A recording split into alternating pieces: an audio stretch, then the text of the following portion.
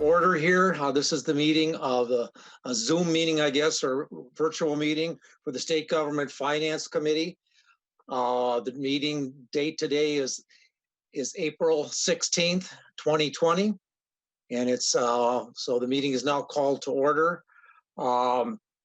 Members, some of you have already participated in some of these meetings, but when you're called on, there's unmute yourself, and when if you want to speak, there's a raise hand button, and I don't see my raise hand button. I guess that's because I'm the host. Click on the raise hand button, and we'll keep track of that and try and make sure we do it in order. And we'll try not to talk over each other. And with that, I believe that the proper thing is we're going to bring the House File 3499, which we've already heard in this committee and was laid over for further consideration. If you remember the last meeting when we held it, we had this, we amended the funding piece of it in. That would be the A12 or A2 amendment. Am I right? Get myself up here. So that's already on. If you want to question that, just putting the money into it for the that's the A1 amendment, excuse me, already was adopted. And the A1 amendment is putting the fiscal dollars into it. And now that we have that before us, I will hand the meeting over to Vice Chair Claiborne, and she will run the meeting from here. Vice Chair Claiborne. Thank you, Chair Nelson. I would like to say we need to do a roll call vote. Yep, that's what we need. That's right. We need to take attendance. We need to take, so Sydney can take the roll. All right, Chair Nelson. Here. Vice Chair Claiborne. Present. Representative Albright.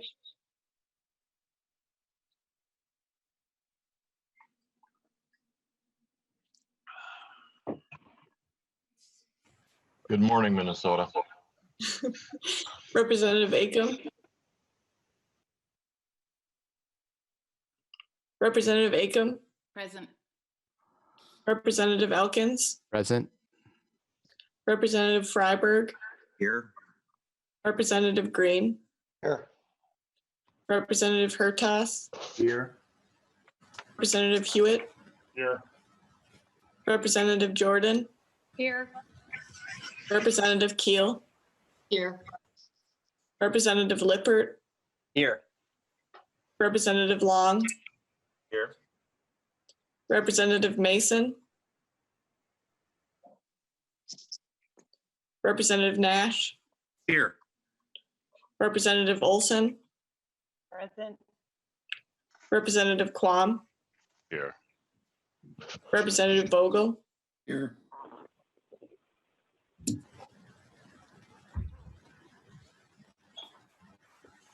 You have a quorum. Thank you. A quorum is present. I would like then now to have an motion for the amendments to be approved from the March 12th meeting. Representative Acom, did you have an opportunity to review the minutes?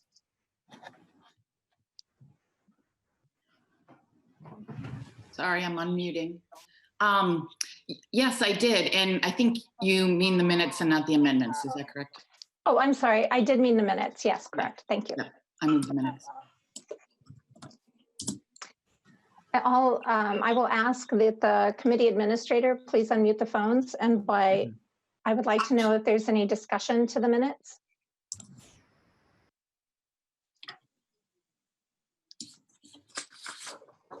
Seeing no discussion for the minutes, all in favor of adoption, please say aye. Aye. Aye. The minutes are approved. Thank you. Next, I would like to announce that Chair Representative Ray Dean, committee, welcome. Next, I would just ask that the microphones now be muted.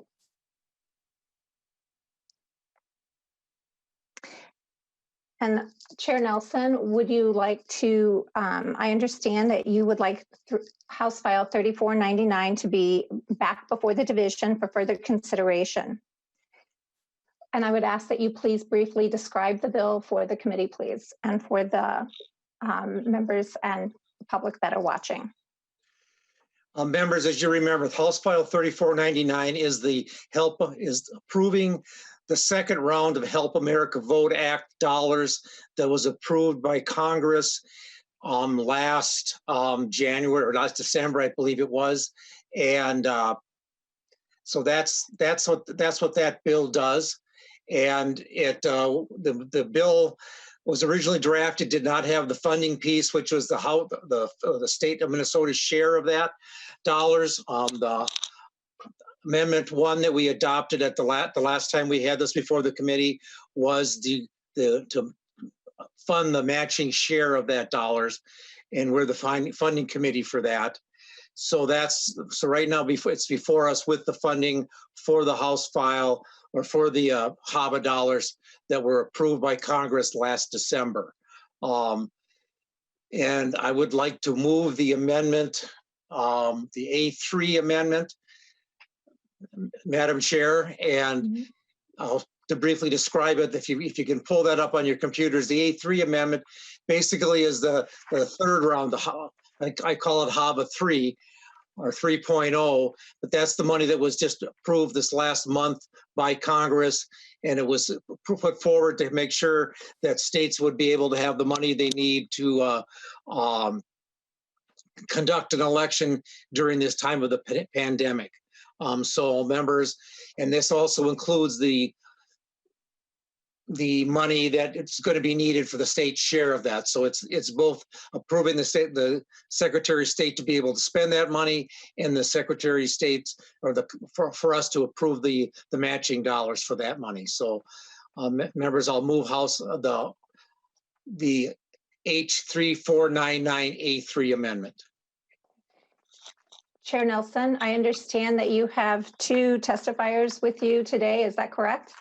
Correct. There's Miss Erickson from Crow Wing County and Secretary of State Simon. Okay. And would you like to begin with Secretary of State Simon? That would be good. Yes. All right. And members, I would ask, please, that we allow both testifiers to have an opportunity to testify prior to asking any questions, if that's agreeable. Thank you. And with that, I would like to have Secretary of State Steve Simon recognized. Thank you, Madam Chair. Can you hear me okay? Yes, thank you. Okay, thank you, members, for having me today. I just, a question to you and to the bill author. Do you want me to testify just on the amendment now or on everything that's going to be forthcoming? I would defer to Chair Nelson, please. I would say do everything that's before us so far. So it'd be House of HAVA 2 and HAVA 3. Right. Okay. Well, I'll be real quick then. Thank you, members. So the way to think about that is we keep thinking of it, Chair Nelson and I, in terms of the three buckets, 1, 2, and 3. HAVA 1 was the money that was made available in 2018, and we weren't able to use until the summer of 2019 because of some delays in the other body. There was bipartisan support in this body in the House, but not in the other body.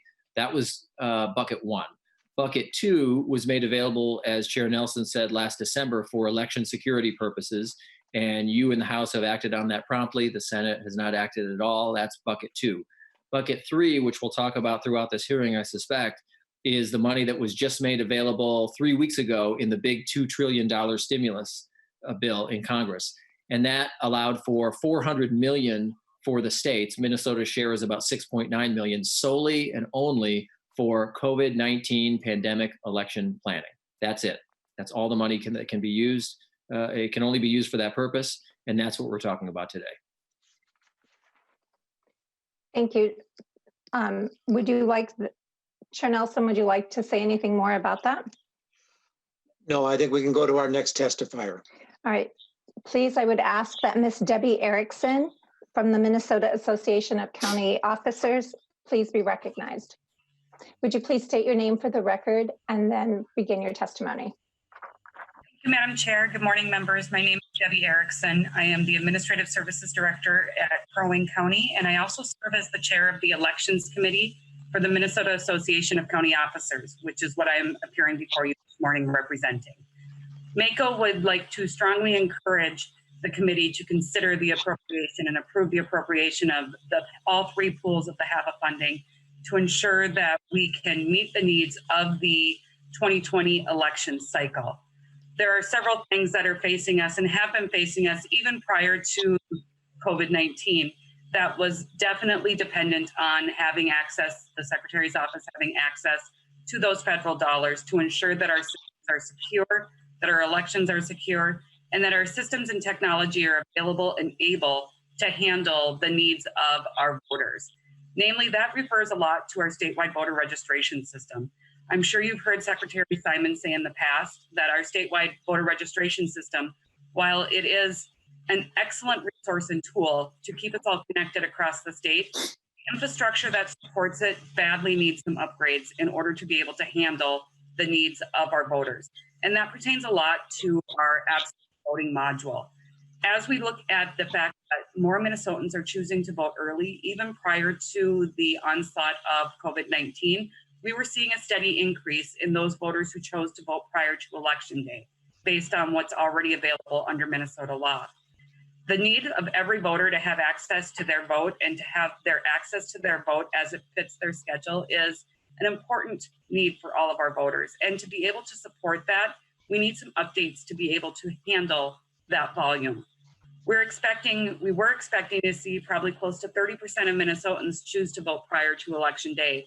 Some areas of our state would see even significantly higher than what that number would be as well.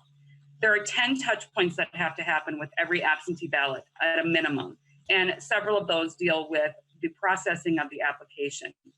The volume and the workload on the statewide voter registration system for all of the applications that would have to be done across the state are significant. And without having other provisions that would allow for bypassing the application process, such as all mail voting, it is very important that we have some upgrades that happen to SVRS. So MACO would encourage the appropriation of the HAVA funds and appreciate your consideration to help make our voting process secure for all Minnesotans. Okay. Thank you, Ms. Erickson. Before we begin consideration of the amendments, do members have any questions that they would wish to ask of Chair Nelson, Secretary of State Simon, or Ms. Erickson? I have on the list at the moment 2 representatives. Representative Nash, if you would like to go first, I would ask that his microphone be unmuted, please. Thank you, Madam Chair and members. Question for either the author or the secretary, please. On line 1.13, the words improving accessibility are used. And I know in the Elections Committee, we talked about all mail balloting as an accessibility issue. And I just heard from MACO that that is something that they would like. I wanted to ask either the author or the secretary, is all mail balloting included in your assumption of improving accessibility? Would you please raise your hand, Secretary of State Simon, or would you wish to answer this question? Sure. All right, if you would just again state your name and then address the Sure. question. Steve Simon, Minnesota Secretary of State. Thank you, Madam Chair and Representative Nash. Yeah, I mean, the way that the EAC, the elections group in Washington, D.C. reads that is it's broadly read. The way that it's mostly meant, obviously, is accessibility for voters with disabilities, but it's really all voters. So is that something, is a vote by mail system something that would fit within that? Sure. But obviously, we can't even do that unless we get statutory authority from you, the legislature. So it's not as if we get the money and suddenly we can do that. That rests in your lap. And Madam Chair. Yes, Representative Nash. Thank you, Madam Chair. And I just wanted to clarify, my position has not changed since the Elections Committee that opposed to an all-mail balloting approach, and appreciate the Secretary's recognition that that has to happen through statutory authority, and wanted to make sure that members know that that's not something that you can unilaterally do. But also wanted to ask, is there any component of this bill that would give you somehow unilateral authority to make decisions. And I guess I would ask that of the chair. Mhm. Is there a move in this bill to allow the secretary to have emergency powers? Chair Nelson, if you would like to address the question, please. As far as the bill as it sits right now, no. And it does, and if you look at the amendments that are on the list that we have here, the A5 amendment or the A4 amendment is the one that has the stuff that was discussed from the bill that was before the Elections Committee. We removed from that, in this amendment, we removed from that the HAVA 3 piece, because there was some controversy about that, and we removed the piece that was in that language that dealt with allowing mail elections. And that you can see that's the Amendment 5, and we'll discuss that later today. So as we sits right now, this amendment that we have just funds the HAVA 3 and gives and funds the state match for HAVA 3. That's all the A3 amendment does. And lastly, Madam Chair. Yes, Representative Nash. Thank you, Madam Chair, and I'll be brief. Just wanted to make sure, can the HAVA 3, as we're calling it, money be used for things like cleaning supplies, plexiglass at polling stations, or municipal polling stations for in-person absentee and things like that? Question. As Chair Nelson. Why don't you let Secretary Simon answer? All right. Secretary of State Simon. Thank you, Madam Chair and Representative Nash. Yes, exactly. So it can be used for cleaning supplies. It can be used for plexiglass. It can be used for staff if we do extra polling places, things like that. Yes. Representative Nash, I will now move on to Representative Albright. If you have your question ready, Representative. Thank you, Madam Chair. First off, I didn't realize that Chair Nelson and Representative Elkins share the same inclination for the way they furnish their offices or their dens. It's quite nice. I might also add, I'm disappointed that Secretary of State doesn't have some artwork up on his wall from one of his children. It's a bit saddening to see, kind of a bare wall. Representative Albright, these are unusual times. Madam Chair, we underline that, don't we? We do.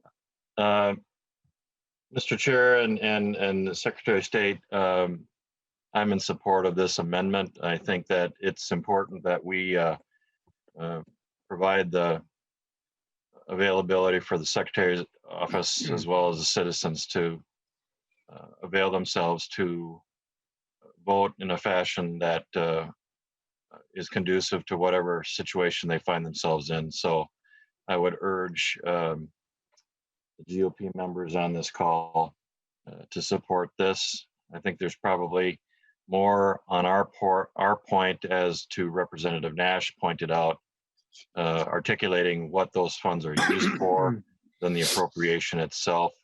So I look forward to working with the Secretary of State's office as we move forward. Thank you, Mr. Chair, Madam Chair. Thank you, Representative Albright. Chair Nelson, is there any more that you would like to say about this? It's just as I said, all this A3 amendment does is authorizes the Secretary of State to spend the money that's already in our bank account from the federal government, HAVA 3 money, and it appropriates the state matching dollars for it. And that's all this amendment does. And I'd urge a yes vote from the members. All right, thank you very much. I would ask, we will need to do a, do you want to, Chair Nelson, would you like to do all of the amendments first, or do you want to just do a roll call? It's not really a roll call vote, an audio vote on the A3 first. Is that what you would like to do? The audio vote on the A3 first, and then we can Okay. go to the next amendment and discuss those. And Perfect. Members, I would just like to remind you, we will be calling our names and voting individually out loud, but this is not an on-the-record roll call vote. In the minutes, it will just show that we either adopted or dismissed Actually, I think maybe we should first see if we could do this by affirmation vote. If we unmute all of the microphones, because I believe Madam Chair, my understanding, we have to do all votes, all votes. All right, perfect. have to be done by Roll call, by voice vote, individual voice vote. Yes, so everyone, yeah. Thank you very much for that clarification. So then I would ask the committee administrator to please call the roll. So voting on the HS 3499 A3 amendment, Chair Nelson, Aye. Vice Chair Claiborne, Aye. Representative Albright, Aye. Representative Acomb, Aye. Representative Elkins, Aye. Representative Freiberg, Yes. Representative Green, Yes. Representative Hertas, Aye. Representative Hewitt, Aye. Representative Jordan, Aye. Representative Keel, Aye. Representative Lippert, Aye. Representative Long, Aye. Representative Mason, Aye. Representative Nash, Aye. Representative Olson, Aye. Representative Quam, No. Representative Vogel, Aye.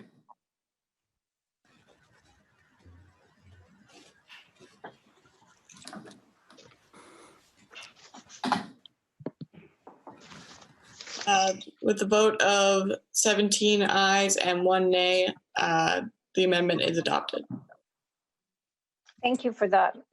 Next, we will move on to the A4 amendment.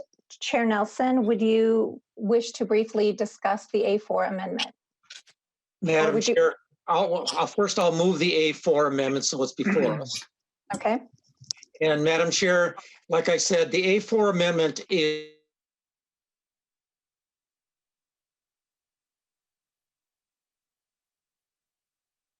the H3 amendment or the A3 amendment, and it took out the piece about that was in the before the elections committee, the piece about mail-in balloting.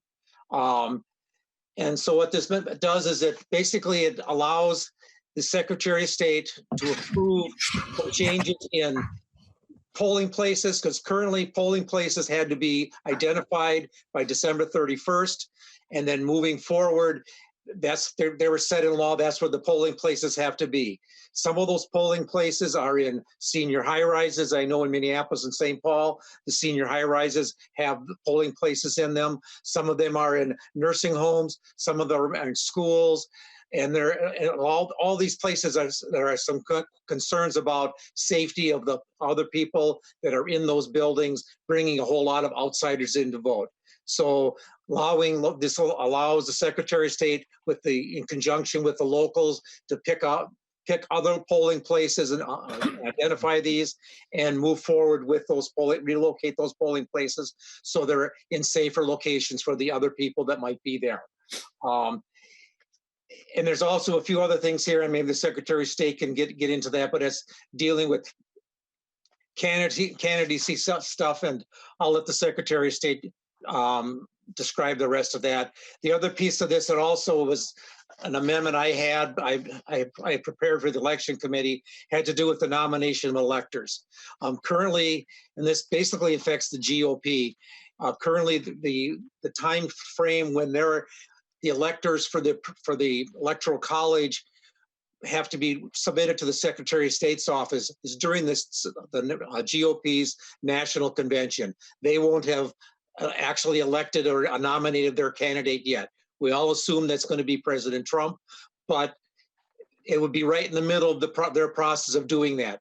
By moving this date, it allows them to be able to finish their convention and then pick their electors and move forward with that. So that's the two basic things, and I'll let the Secretary of State describe what I've missed. Secretary of State Simon, would you please unmute your microphone and give your testimony? Sure. Can you hear me okay?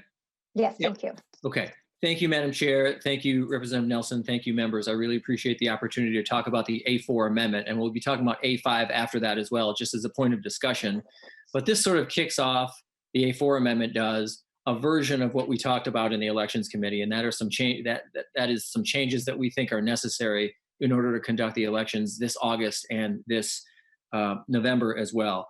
I think we all have the same goals here at this hearing, which is ensuring that voters can vote safely and in good health, and that elections administrators can administer elections in good health and do it smoothly and efficiently during a time of a pandemic. And I definitely understand the reaction of some people, not necessarily legislators, but some legislators, I suppose, and other people out there who may be saying, hey, this seems premature. We don't know what the world is going to look like in August. We certainly don't know what it's going to look like in November. Even the experts are conflicted about what it's going to look like. Can't we wait until closer to start making some of these decisions? Well, number one, you won't be in session then, unless you're called back into special session. And number two, it's true that we don't know what the world is going to look like. None of us are experts. But until we're told otherwise, the safest course is to consider elections a public health issue and a public health event. That is the safest thing to do. Because if we guess today, if we just take a good educated guess that the crisis will probably be over by August, or that it probably won't recur again in some second wave in November, if we make that guess now, and that could be an educated guess, and if we're wrong about that guess, we will face two disasters, a public health disaster and an election disaster rolled into one. And I don't think any of us want that. So the truth is that every year, election planning starts now. It starts in February, it starts in March, it starts in April. Training guides are being put together as we speak. There is statutory training that is required by law for us to do and for counties and cities to do. That's without any regard to the current pandemic. So election planning starts now, always. You can't turn on a dime. You can't turn the aircraft carrier around in July for an August election, or even in July or August for a November election. It's too late then. You got to make these decisions now, in any case, pandemic or not. So this is an immediate issue. I don't need to explain to everyone what happened last week in Wisconsin. I thought that was embarrassing for them. I thought it was outrageous. And the worst part is it was preventable. It was avoidable. Now, in fairness to Wisconsin, they had a pretty short runway. They had a matter of weeks to plan, dated by the onset of the pandemic. We have months to plan. So in fairness to Wisconsin, they were really up against it. I understand that. But it was avoidable. People there were forced to decide between their health and exercising their right to vote. And it's not just Wisconsin. You look all over the country. There was a reputable national polling firm 2 weeks ago that came out with a poll that said 66% of Americans were uncomfortable right now going to a polling place. 66%. It's hard to get 2/3 of Americans to agree on much of anything these days. But if they agree on that or anything, we ought to listen to them. I think they're trying to tell us something, which is that they don't want to go to a polling place. They want mechanisms that allow them to vote without having to go there and affect their health or the health of their coworkers or their families. You look all over the country, poll workers are bailing, they're quitting. And in some senses, that is understandable. That's what happened in Wisconsin is poll workers, they didn't have enough poll workers. They were dropping out and they had to massively consolidate. In the city of Milwaukee, they had something like 170 some polling places originally. They were down to 5. That's 10,000 people per polling place in terms of the voter turnout. In the city of Green Bay, they had 31 polling places to start with. They were down to 3. So it was all over the state, and we're seeing that a lot. We're seeing poll workers get sick. Just yesterday in Illinois, a poll worker in the Illinois primary, an election judge, died of COVID-19. It's thought that this person contracted it during the election. So you can understand the anxiety out there as well. So if any person, a member or any member of the public had any doubt as to whether we should be discussing this stuff now as opposed to later, look no further than President Trump and Congress. As you heard, and this is the discussion that we had over HAVA 3.0, or the third bucket of HAVA funds, is 3 weeks ago in the big stimulus bill, they made available $400 million for the sole and exclusive purpose of elections COVID-19 pandemic planning. That's it. It can't be used for other stuff. So they clearly thought that now was the time to be talking about it, planning for it, and spending money on it, given what we're seeing around the country. So I think we ought to heed their warning, and we ought to make use of the funds that they've made available to us. And thank you, members, for voting on the A3 amendment for that purpose. I really appreciate it. So quickly to the amendment. The amendment, I want to point out, would apply only when a regular or special election is scheduled to be conducted during the period of or immediately following a peacetime emergency declared by the governor that relates to an infectious disease outbreak endangering public health. That's a long way of saying this is a temporary deal. Everything else, all aspects of Minnesota law would snap right back to normal, snap right back to the way it's always been after this pandemic is over. So this is not some new unlimited power or authority. This is just temporary during the time of the pandemic. It also would require that our office consult with impacted local election officials prior to issuing any of these decisions. So it's not a unilateral decision of any kind. And again, I want to stress, it's only during the peacetime emergency and its after effects. And the amendment basically talks about the following. First, it would allow closure, consolidation, or relocation of high-risk polling places. As Chair Nelson said, and I can give the exact number, we have 43 polling places in Minnesota that are located in nursing homes, senior high-rise, senior assisted living centers. I don't think there's a person on this committee or listening to this or watching this right now who thinks that's a good idea if there's even a possibility we have a pandemic. And under current Minnesota law, those polling places are typically locked in as of December 31st in the year before the election. So on 2019, December 31st, 2019, Ms. Erickson, who you just heard from, and all of her colleagues around the state had to submit to our office the list of all the polling places. And so we want to make very clear in statute what the authority is to change them. There's arguably some authority now on the local level to do that, and it has been used, but we want to make crystal clear in case there's any doubt, and there arguably isn't now, but in case there's any doubt, that can be done, that those polling places can be moved. This would also give more time for local administrators like Ms. Erickson to process mail ballots. Regardless of what we do here today or what you decide to do, I have a strong suspicion, as I think you do, that more and more Minnesotans are going to at least choose to vote by mail.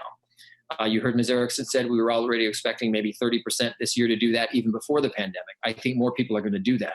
That means a big, big surge of work for the counties and the cities that run elections in a lot of ways that maybe Ms. Erickson and others can describe.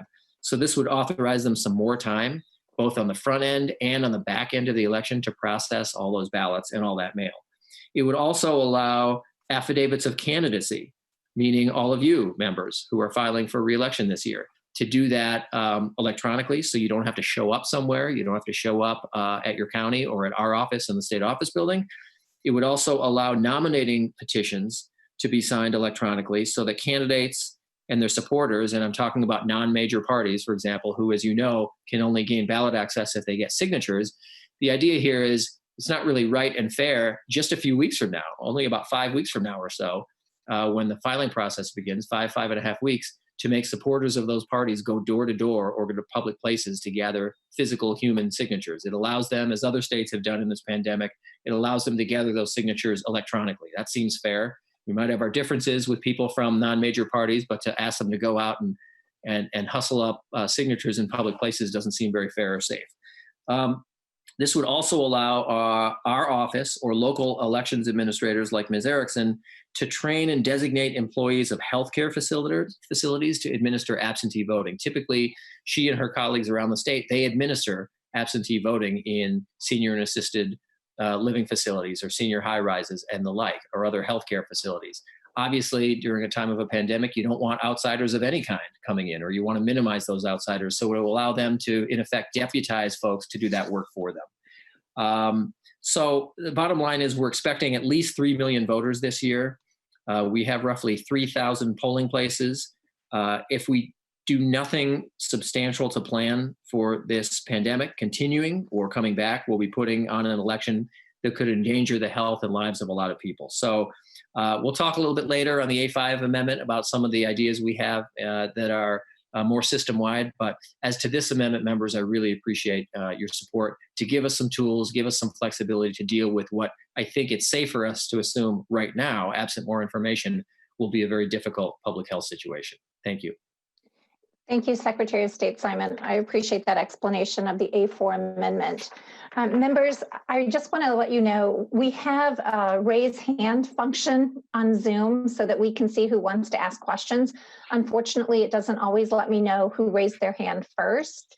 So the order that I currently have are Representative Nash, Representative Jordan, Representative Hertas, Representative Long. If there are others, please make sure you push the button that allows your hand to be raised on the Zoom application. With that, I will ask Representative Nash to be recognized and begin your questioning or your discussion. Thank you, Madam Chair. So the amendment talks about emergency orders by the Secretary of State, and in the conversation that he just gave, he talked about an all-mail ballot approach. Is that, just want to make sure, is that contained, Mr. Secretary, in this amendment, in your opinion? Secretary of State Simon. Madam Chair, no. Representative Ash, no. This amendment doesn't touch vote by mail. This is only about the tools that I mentioned. And Madam Chair. Representative Nash. And thank you, Madam Chair. So again, wanted to ask the Secretary, we had talked about, and you had just talked about, and Ms. Erickson had mentioned the ability to vote absentee already, and you were expecting 30%. So that still exists today, and you can use, to our previous conversation, you can use the Have a 3 money to also drive expansion and utilization of no excuse absentee balloting without having to do any other thing. You can still do that with this amendment, yes?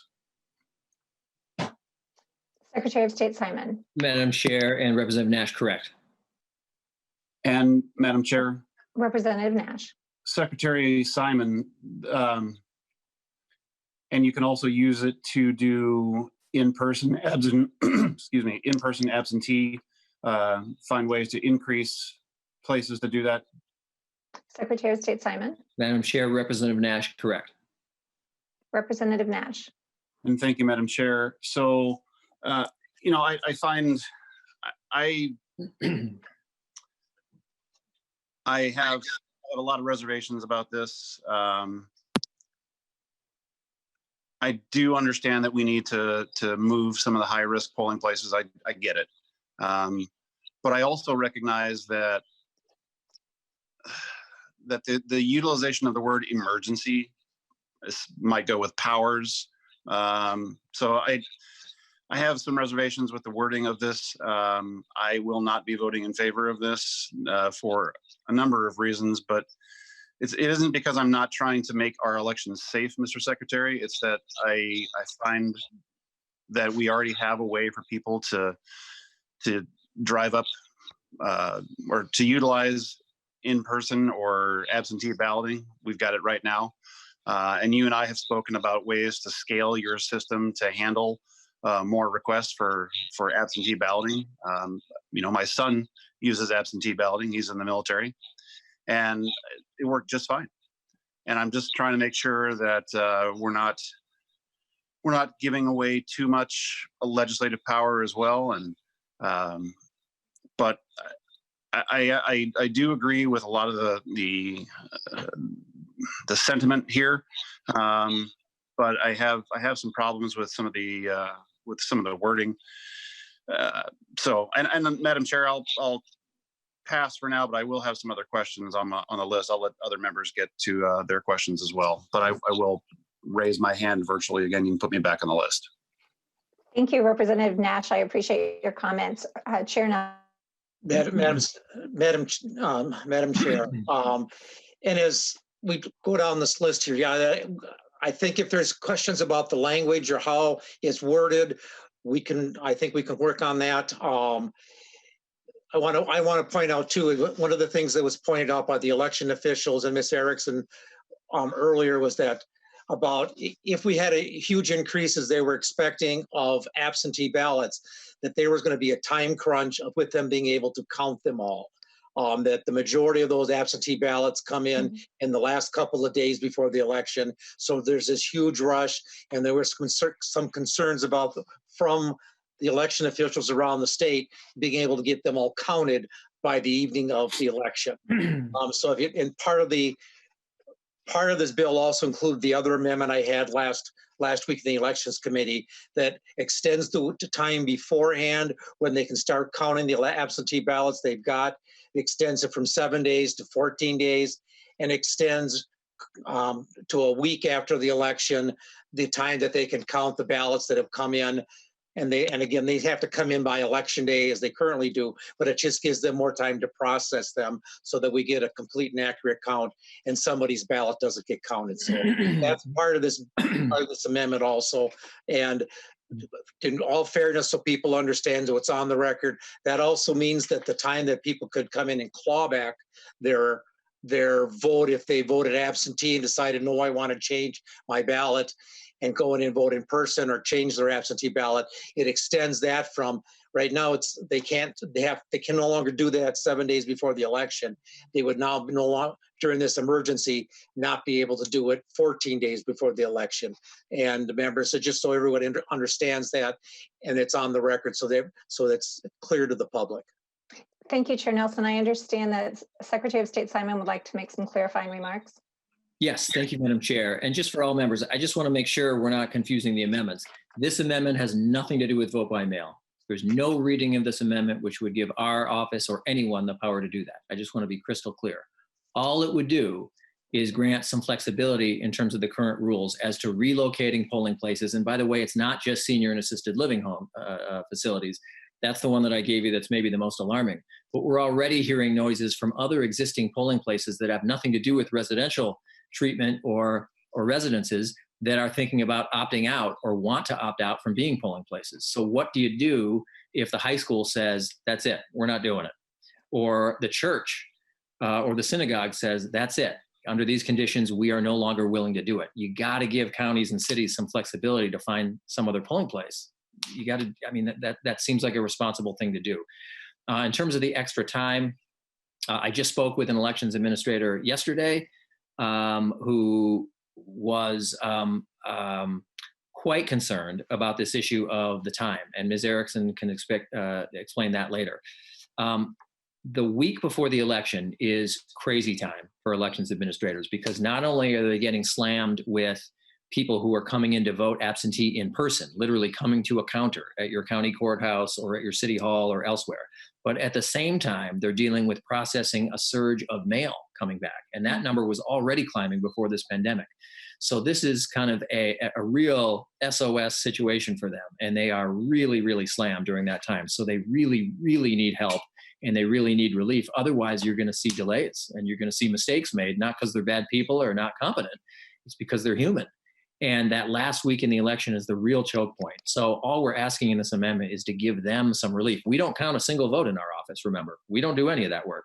That happens at the county or city. So this isn't a favor to our office. It's a favor to your local elections administrator, whether that's in the city of Plymouth or the city of Brooklyn Center or wherever. You're doing a favor by them by giving them some added breathing room and flexibility. That's what this amendment is about. It's not about vote by mail.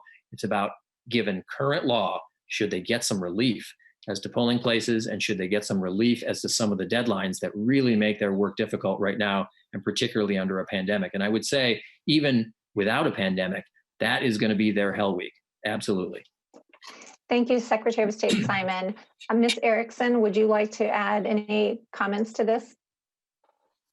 Thank you, Madam Chair. Yes, I would like to echo what Secretary Simon said as far as our concerns from a local level with the processing time that we currently have under law. As he mentioned, the week before the election is basically hell week when it comes to processing not only the absentee ballots that have been returned through the mail, dealing with the public at the counter with the volume of people who are coming in person. We are also preparing the supplies, materials, and ballots that need to go out to those election day polling places as well. And not only do we have limited resources when it comes to the human resources of dealing with that process, in many of our circumstances, we also have space restrictions when it comes to where we can process our mail ballots or absentee ballots. And having some additional flexibility is one of the things that we feel definitely gives us time to accommodate that social distancing with our staff and keeping our workers and our election judges that we will need to recruit to assist with this process in order to allow us to have more space and more time to be able to process those ballots. That's going to be a real crucial thing that we feel will be necessary. Even before COVID-19 happened, we were desperately in need of additional time to process those ballots. We do want to encourage that the received by date still remains as received by election date, not changing to any kind of a postmark situation, but just allowing additional time to process prior to election day and after. Thank you. Oh, I'm Just one sorry. other thing, if I may, Madam Chair. Yes, please, Ms. Erickson. I also mentioned it would pull back that clawback period a little bit further. We've seen very, very little impact on the clawbacks across the state in the elections where people have that opportunity. Very, very few voters have ever requested to have their ballots clawed back. And we feel that the ability to accurately and timely get the ballots processed is a much more crucial need than the clawback period. Thank you, Ms. Erickson. I would like to remind members, we do still have one other amendment after the A4. We will be discussing the A5. I will ask you to keep your comments succinct, but also state the things that you feel that we need to talk about. We will now go to Representative Jordan. Yes, thank you, Madam Chair. And I just wanted to share my voting experience, which I think really illustrates why this amendment is so important. And I also really want to say thank you to Ms. Erickson and thank you to the Minneapolis election staff for all the incredible work they do. I vote in Minneapolis Ward 1-6 at Parker Skyview, which is a 25-story senior high-rise. And in 2018, there were over 1,500 people who actually voted in person at that polling location, which is home to many seniors who, many of them have underlying health conditions and are at a high risk for COVID-19. And we've only had between 400 and 700 people on an annual basis voting by mail or voting by absentee ballots. So I think when we're having that many people going into a high rise with that many residents, it is going to be really important that our city staff and our election staff have the resources they need to not only move polling locations or notify residents, but also making sure that they get the word out that the election place has been moved. It's always been at Parker Skyview for the past 10 years. So I think there's going to be a lot of work that needs to be done. So I really hope that we can make sure that this happens. So thank you to everyone who's working on this. Thank you, Representative Jordan. Representative Hertaus. Good morning, everyone. Thank you. Well, first, just listening to some of this, I hope everybody knows that because we know so little about really how long this virus can survive, that the potential for the epidemiology of how you control the spread of infectious diseases, that every one of these mail-in ballots has the potential of sending a COVID virus right to the people that are going to be opening all of these envelopes. And the social distancing factor, as the Representative Jordan just mentioned, you are creating a remote polling place that still has 1,500 people going in and out. So I don't know that that really mitigates risk with regard to protecting the elderly. But to my question, Secretary Simon, is this language crafted as such that you can do what you need to do to prepare for the circumstances in the event we get close to election time? And I think your early voting starts 46 days before the election itself. But does a peacetime emergency have to actually be in effect for you to do this? I mean, I would prefer to think that if the peacetime emergency is over, it's okay to plan and prepare for this, but I would suggest that we need to default back to the way business as usual.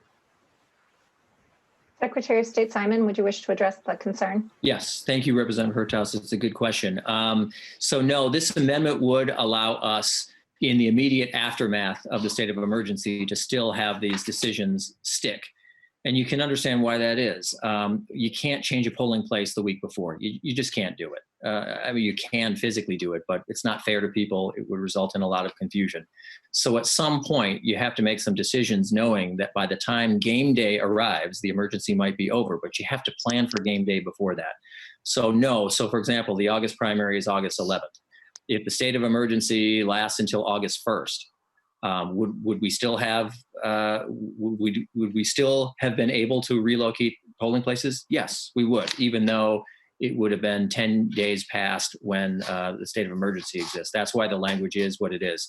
Again, this is like so many of your businesses or your lives. The public only sees one facet of it. You know, I'd use the example, if you go to a theater play, the curtain opens, you see the actors, you see the play. You don't see everything that goes on backstage. You don't see the rehearsals that have happened for months. Same in your business, Representative Hertas, same in the businesses or pursuits of anyone on this committee. There's stuff that people don't see. Same with elections. So if the limitation were you can only do this in the case of the state of emergency, even if it's a matter of days or a couple of weeks, that wouldn't work for an election. It just wouldn't. You couldn't say as of August 1st, hey, Minnesota, 3,000 polling places, we're suddenly going to snap back to normal again. So that's why the language is there, is to give some flexibility to elections administrators. After all, they're the ones, not our office. They're the ones who count the votes, train the judges, buy and maintain the equipment, and all of that. This is for them.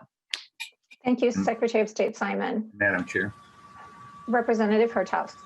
Thank you. And so this legislation is dealing with COVID-19, kind of a one-time thing. This isn't going to remain in effect at the Secretary's discretion as to when these things will be implemented. And to your comment, I fully appreciate the things that go on behind the scenes to make things happen. Everybody understands that. And it's often been said that if you were able to witness and see everything that's done in a restaurant to prepare your meal, you might not want to eat there. So anyway, I appreciate that. Thank you, Representative Hertas. Chair Nelson, would you like to be addressed? And just the point is, yes, this bill and these amendments are just for this current pandemic. There is probably some value for us in the next session and the coming up sessions to look at some of these things that we've had to do across the board, not just with the elections, but across the board with different bills that we've had to pass for emergency funding and emergency whatever, that we look at those and put those in statute and tie them to Chapter 12, that when an emergency is called, peacetime emergency is called, these things take effect automatically, and not having to have us scramble at the last minute like we're doing now to fix these things so that we can continue operating as we need to operate as a state. Thank you, Chair Nelson. Secretary of State Simon, would you like to say anything more? Madam Chair, no, just to say I'd appreciate member support for this amendment. This is the result. We still have a few more questions. Okay, sure. You know, our screens are kind of difficult sometimes, so I didn't know if you had your hand raised or not. So I apologize for that. Representative Long. Thank you, Madam Chair. We've heard some comments that our current laws could be used in this circumstance. For example, our permanent absentee voting or no excuse absentee voting. Wisconsin also has absentee voting, and they saw some real challenges with trying to use that process during a pandemic. So Secretary Simon, my question for you is, what do you see as the risks of just relying on our current laws in the current pandemic situation? Secretary of State Simon. Thank you, Madam Chair and Representative Long. So if we were just to rely on current laws, well, I think as we've discussed with regard to this amendment, it would mean that more places would be more locked into polling places. It would mean no expansion of time to accommodate increased absentee voting. It would mean some of the things that you heard Ms. Erickson say about their Hell Week and not being able to accommodate that. It would mean non-major party candidates would be forced to gather physical signatures in a few weeks in late May. And it would mean those things. Your question, though, does invite a response from me as to issues that implicate the A5 amendment. I could say a lot about that. Maybe I'll wait until we're discussing the A5 amendment to say what just relying on absentee voting or no excuses absentee voting alone would mean.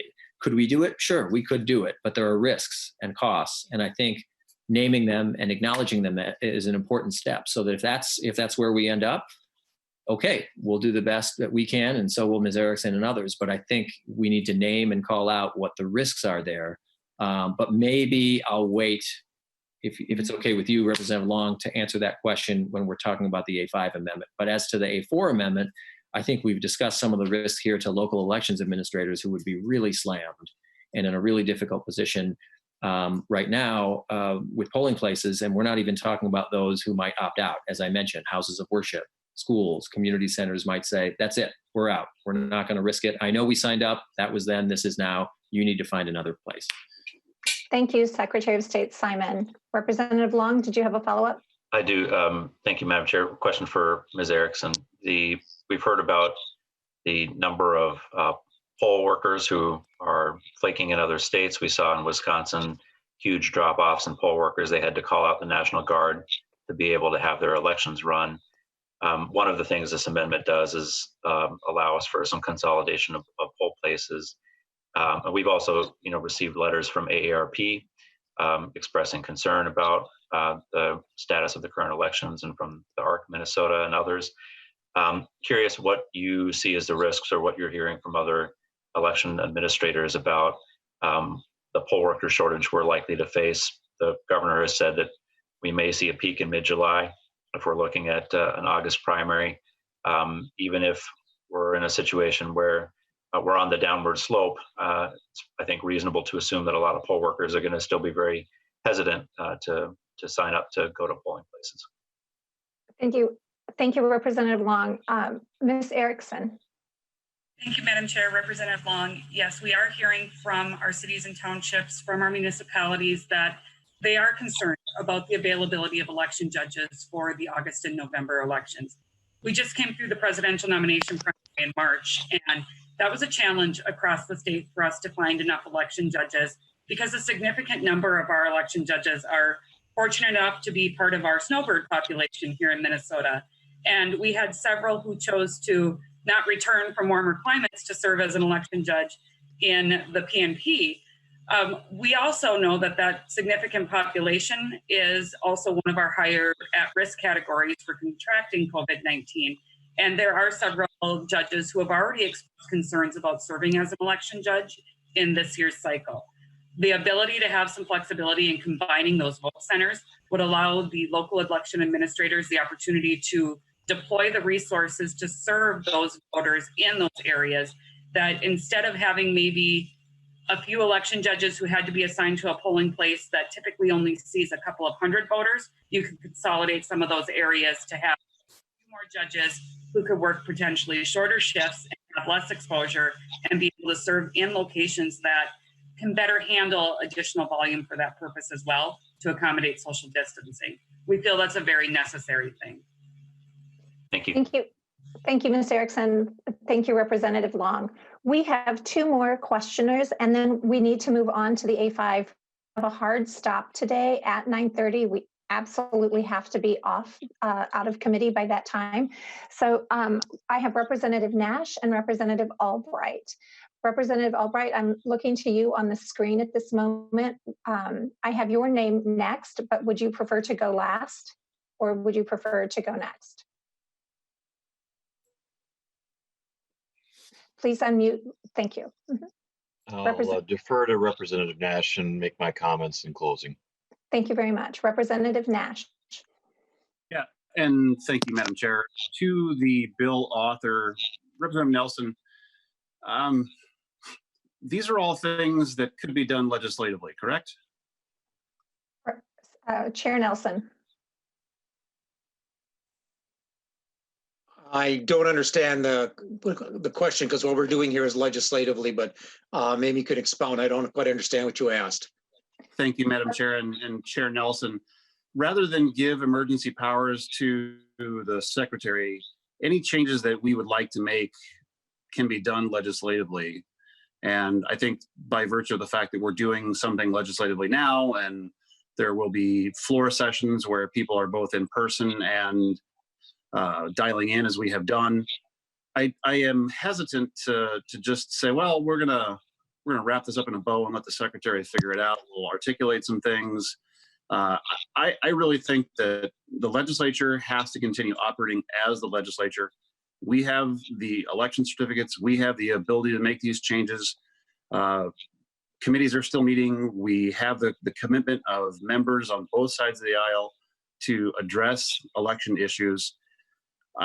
This is something that we should be doing as a legislature. And I am really concerned that we're just passing a bill or trying to pass a bill that allows the secretary to do the role that we should be doing. So I'm just wondering why we're not trying to do this in the form of a bill instead of handing over emergency powers to the secretary. Chair Nelson.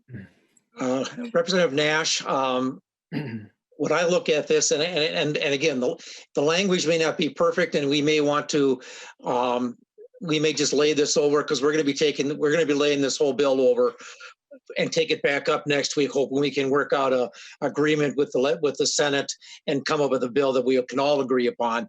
And if you've got language that you would be more comfortable with, this, I don't see this as we're handing huge powers to the Secretary of State, because current legislation basically says that they have to have these polling places locked in December 31st of 2019, or the year before the election. What this does is just basically we're allowing him to push that date back so that he can in conjunction with the local election officials, and that's the key here. It's not us, the state, telling them where they're going to have their polling places. It's the local election officials who know their cities, who know their townships, who know the areas where they have and what buildings they have that will meet the requirements of election being a polling place. Allow them to make those changes and submit them to the Secretary of State so we can approve them. That's what this amendment does. But if you would be more comfortable working on this, continuing to work on this during this next week and coming up with language that is more appropriate, I would be happy to lay this over till that and we can continue working on it. But there are pieces in this that, like I said, that need to be, whether we do it by legislation and just, which is what we're doing here, or putting it off for next week, that can be worked on. But there are things that got to get done in here. Members, I would would like to give Secretary of State Simon one more opportunity to address this amendment, but I want to remind everyone that we will be laying this bill over, as Chair Nelson just said. We have time to work together and do legislative work that Representative Nash is asking for. So, Secretary of State, did you have a few more comments for this? Sure, just really quickly, I'm mindful of the time. So I want to make clear, this isn't about who gets the authority. I really don't care who gets the authority. It doesn't have to be our office. The point is someone, after you leave in May, needs the authority. I understand the desire to do things legislatively, but you're not going to be here after the third week in May. And unless you want a roll call of 3,000 polling places and to put that in statute, I don't think that's very practical. So someone needs the power. It doesn't have to be our office. Someone needs the power to move and consolidate polling places. Someone needs the power to say to non-major parties, you don't have to go and risk your life to get signatures for ballot access. Someone, I think, needs to give the counties and the cities the power to have some more time to deal with the influx of mail. So I'm not stuck on who gets the power. That doesn't matter at all to me. What matters is that somebody has the authority to do these things and some flexibility after the time the legislature is out of St. Paul. Thank you, Secretary of State Simon. Representative Albright.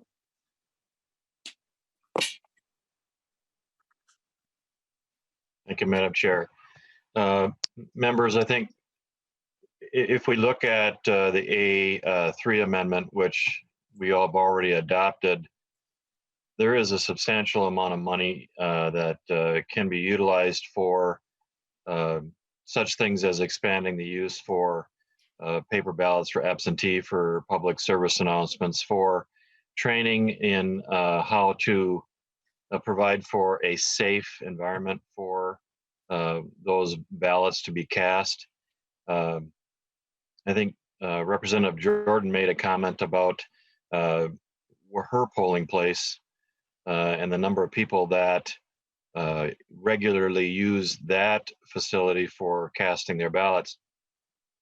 In light of the concern about social distancing and whatnot, if you are further consolidating the manner in which that people are congregating to make their ballots cast, I think we're doubling down in a sense on heightening the risk for those people not knowing what the environment is going to be then, as opposed to what we know today, which is a very fluid situation for sure. But I do agree with Representative Nash and his comments that this is a bill that we continue to work on. I appreciate Chair Nelson's invitation to look at the language of the A4 and to come up with a bipartisan reconciliation of differences if possible. I'll leave my comments at that, knowing that I think just as the governor stated, don't give him too much power. Well, I certainly have the utmost respect for the Secretary of State and his awareness of what his duties are. I think the same would hold true for his position and his offices as well. Let's not abdicate our legislative control and authority to constitutional offices. This is something that we can take up in a process that, while it might seem grueling and halting at times, I think that's the proper place for the discussion to take place. And I'll leave my comments at that and appreciate continued work on this bill. Thank you, Madam Chair. Thank you, Representative Albright. Representative Elkins, I see that you have raised your hand. It is our normal custom to allow the minority lead to be the last questioner before the chair. So if I could ask, is your question absolutely necessary at this time, or could it be a question that we also address during the A5 amendment? Representative Elkins. We can wait, that's fine. Thank you very much, Representative Elkins. Chair Nelson. Madam Chair, then with the comments from Representative Nash and Representative Albright, why don't we lay this amendment over? Hopefully the GOP can get back to me. Representative Nash and Representative Albright can get back to me. We can get language, get an amendment for next week that they can support, and language that we can all support. And so let's continue to work on this. And Representative Nash, I see you got a thumbs up. If you can reach out to me and come up with a language that's acceptable. Again, if we, along with that, we need to make sure that the nomination part of electors, the authorization for the absentee stuff, it's beyond, it's more than just the moving of election places as part of this amendment. So we need to make sure this is all works together. So with that, Madam Chair, let's move on to the next amendment. And I know this is going to be a little more controversial. I know up front it is. And Madam Chair, I'll move the H3499A5 amendment to have it before us as a committee. Thank you, Chair Nelson. And I would just like to say, I am in support of the A4 amendment, but I appreciate the fact that we need to work on a really good compromise on our committee. So thank you, Chair Nelson, for setting that aside and moving on to the A5.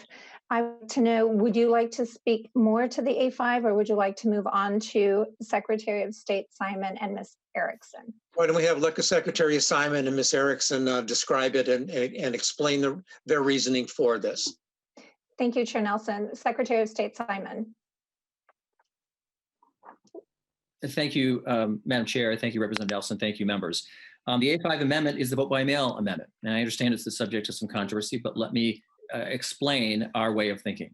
So when this crisis hit, we convened a working group of actual elections administrators from around the state. Ms. Erickson was on that working group, county and city elections administrators, and it was a good cross-section of the state, large jurisdictions, small jurisdictions, metro, non-metro. It was a really good and healthy mix. And we really hashed out from a public health standpoint, that is the top priority. What is the best and safest way to conduct an election?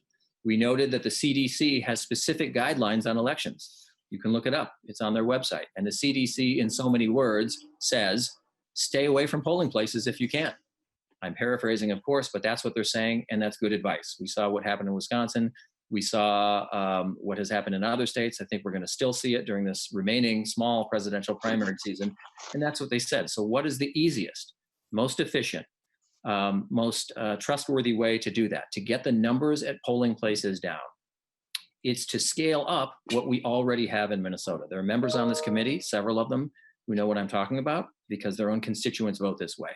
We've had a law on the books since 1987, members, since 1987, that allows all townships in Minnesota and certain cities in Minnesota to select to do away with polling places. Get rid of them, either for money reasons or other reasons. Just get rid of polling places. There is no polling places.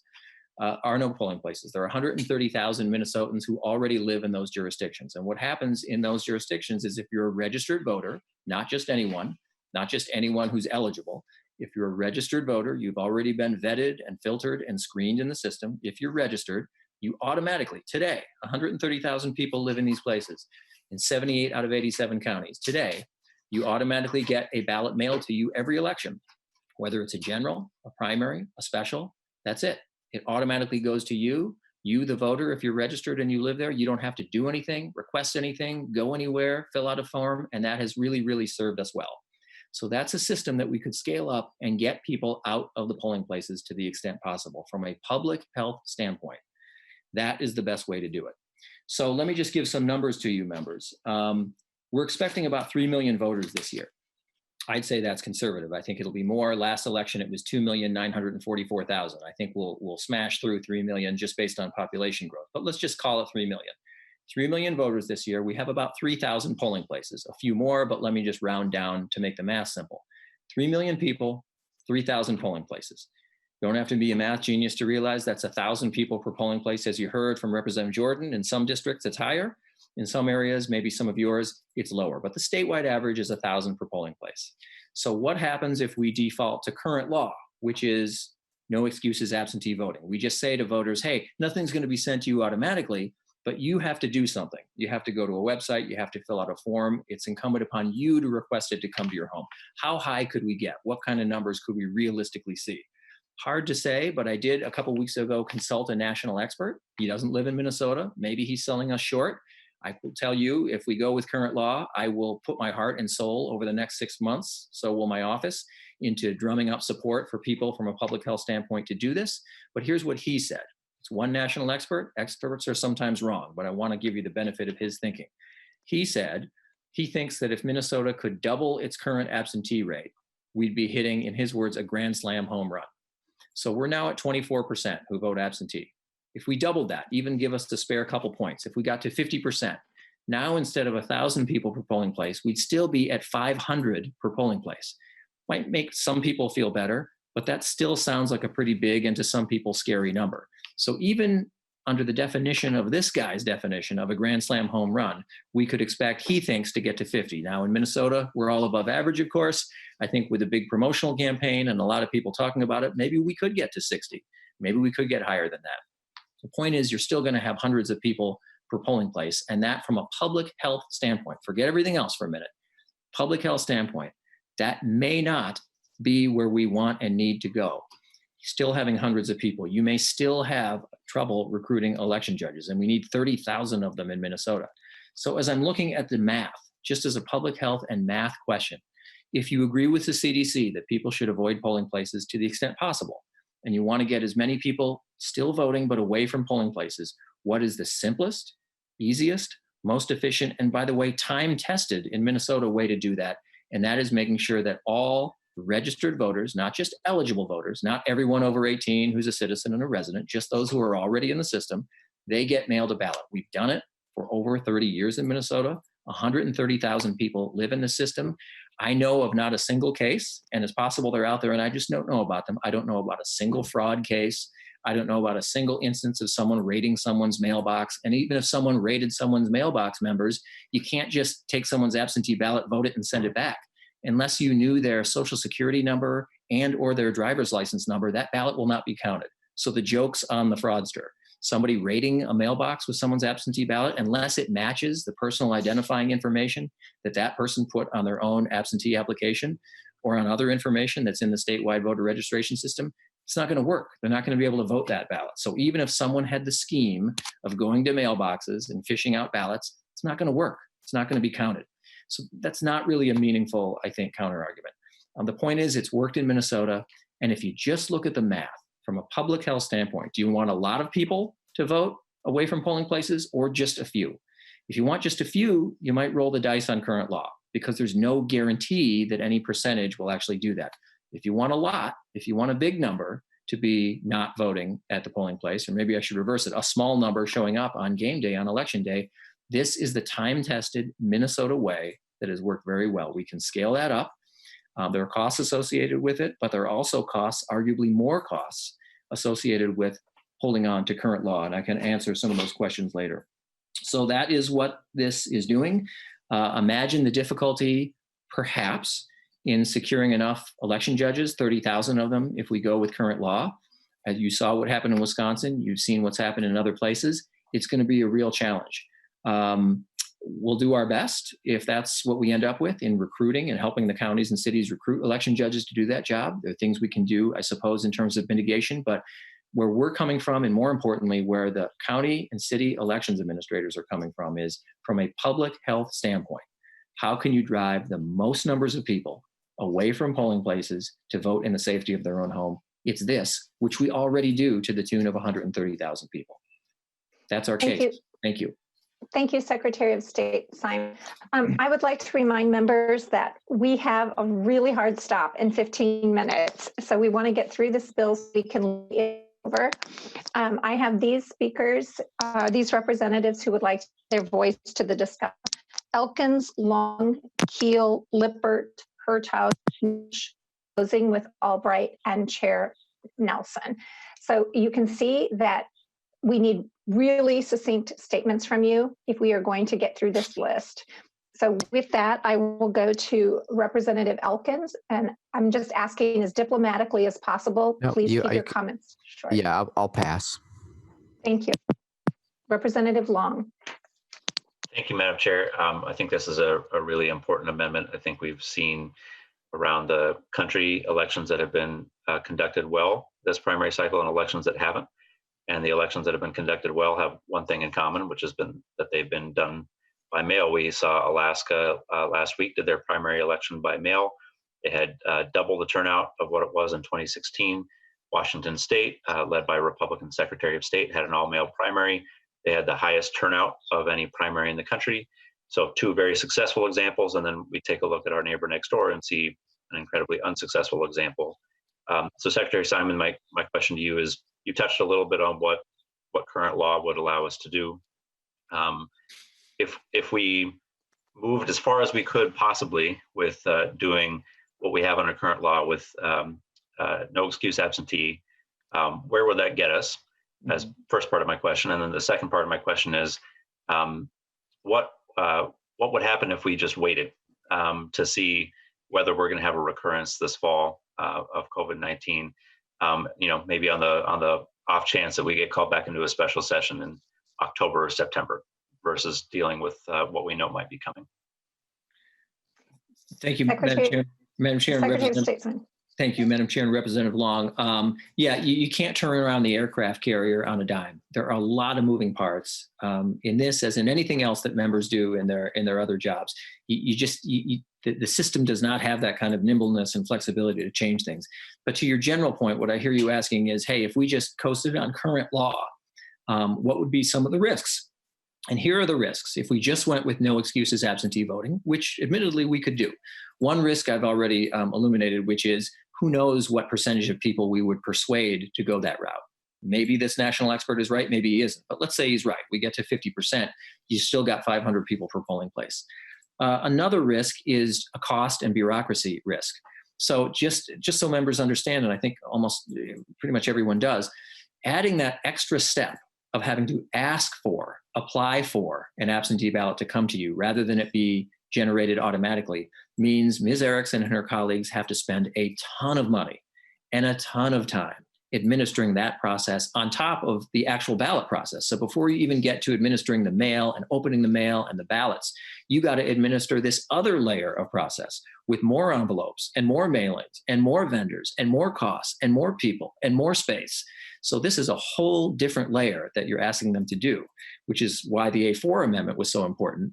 I know it's been laid over, but in giving them some flexibility and breathing room to handle that. The other thing I would say, it's been touched on, is election judges. Now, I hope, and I will do everything I can if we're stuck with current law, to go and beat the drums around Minnesota to get election judges. But you can understand how some people might be hesitant at a time of a pandemic or even a risk of a pandemic to do that job. We need 30,000 right now. And to the last comment that was made on the last amendment, we don't want to consolidate any polling places. We don't. We want to have, you do the math, you want to spread it out. So you want the polling places that we have now. But if you can't get election judges to staff the polling place, you can't have the polling place. So that's why you're Secretary of State Simon, yes. We have to get through all of the questions. So I'm going to ask you to be really concise on the next questions that come along. If, yes. Please, please take that with the most respect. Sure. All right, please move on to Representative Keel. Thank you, members. I will, first of all, more of a statement. I am a mail-in ballot voter. I come from a township of only 30 people. I was an election judge for that when we started out. No longer do they do that. They do that at the county, and I appreciate everything they do.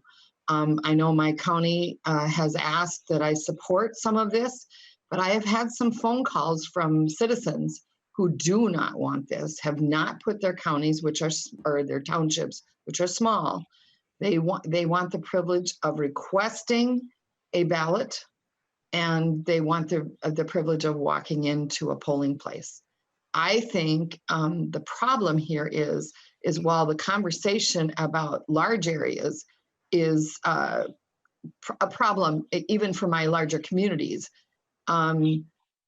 we are not giving our townships the ability to vote at their request. If they have to make an appointment to come in to vote so that people are not consolidated, there are some ways that they could adapt. And I want to make that point that is part of what happens. Thank you. Thank you, Representative Keel. Next, we will have Representative Lippert. Thank you, Madam Chair, and thank you, Secretary of State Simon, for your work on this. I also think this is a very, very important amendment, and I'm someone who represents a district where we have 3 jurisdictions that are mail-in only jurisdictions. And as I knocked on doors, I was very impressed with the process, how people knew that they were in a mail-in only jurisdiction. I think that, and so it makes sense to me that the states adapted over time to small townships, small places, that they have needs for being able to find polling workers, or this is expensive for them. It makes sense to me the state has made that adjustment to mail-in only. I think if we're in a worldwide pandemic and people's safety is at risk, if they're going to be going to a polling place, it makes sense to me to make the same adjustment now. So that's my comment. I think this is very important for the state of Minnesota. Thank you, Representative Lippert. Representative Hertaus, again, I will ask you to please be as concise as possible. We have 8 minutes and we have to be done. Quickly, please. Thank you, Madam Chair. And Representative Simon, you talked about doing the math. I like math. I like the numbers. There is a mortality rate in Minnesota of almost 800 persons per 100,000. In 2017, there was more than 44,000 people that passed away. Representative Hertaus, is there a line in the? Yes, there's a question. So thank you. How do you ensure that you just don't carpet bomb and mail out all sorts of ballots to people that no longer exist? We've had too many elections where just a handful of votes made the difference, both at the constitutional level and elsewhere. So I have a real problem with, I don't care what it costs. I think people need to request a ballot. You can't just be mailing these things out. It's difficult for you to be able to keep these voter rolls up to date. Thank you, Representative Hertaus. I will ask Secretary of State Simon to hold that question about validity, and then until we get the next couple of questions. We have Representative Nash and Representative Freiberg. Representative Nash. Yeah, thank you, Madam Chair. I'll be very brief. To the chair, I would encourage you to perhaps lay this over as well. Work with us on this particular issue. Very, very divisive, and I would hope that we would move this to lay this over so that we can talk about it, because it's clearly got strong opposition. Thank you, Madam Chair. Thank you, Representative Nash. Representative Freiberg. Thank you, Madam Chair. I guess the plan is to lay this over. I hope the chair will continue to pursue both this and the A4 amendment. I think both of them are very important. This, as the secretary mentioned, this is a process in current law already. If you read the text of the A4 amendment, I'm sorry, the A5 amendment, which modifies the A4 amendment, it says the secretary can require that the conduct of the election primarily by mail according to section 204B.45. Thank you. Existing statute of law, there's lots of protections in place in that section of law to make sure that there's integrity to the vote by mail process. It's already in use. Representative Keel mentioned she uses it. Representative Lippert has it in his district. So I think this is I hope it will continue to move forward. Thank you very much, Representative Freiberg. I would like to go to then to Secretary of State Simon. If you can have 1 minute, you'd like to say something, and then we'll let Chair Nelson wrap up. Thank you. Quickly, as to Representative Hertaus's question about deceased people getting ballots, we subscribe to national and state death indexes, as glamorous as that sounds.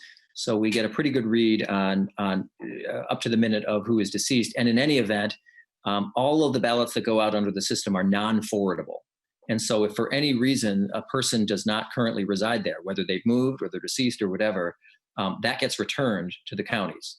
That gets returned to elections administrators. Secondly, this bill, I want to make clear, or this amendment would not get rid of polling places, but in a vote by mail system, you just wouldn't need as many. So there would still be polling places, as there are in states like Oregon and Washington that have the system. And finally, one problem with current law that I just want to mention is our SVRS system was not built to handle this kind of surge. And if we go just with no excuses absentee voting, we're really putting a lot of stress on that system. Thank you very much, Secretary of State Simon. I'm sorry, I forgot to ask Representative Albright if you would like 1 minute to close up for your side of the table. Thank you, Madam Chair. Members and Chair Nelson, I also share the position and the comments that you've heard from Representative Nash and Representative Hertaus. Obviously, there's not consensus around this issue. In light of our earlier work and over the years on election issues, I think we're seeking for broad bipartisan support coming out of both sides of the aisle on this issue.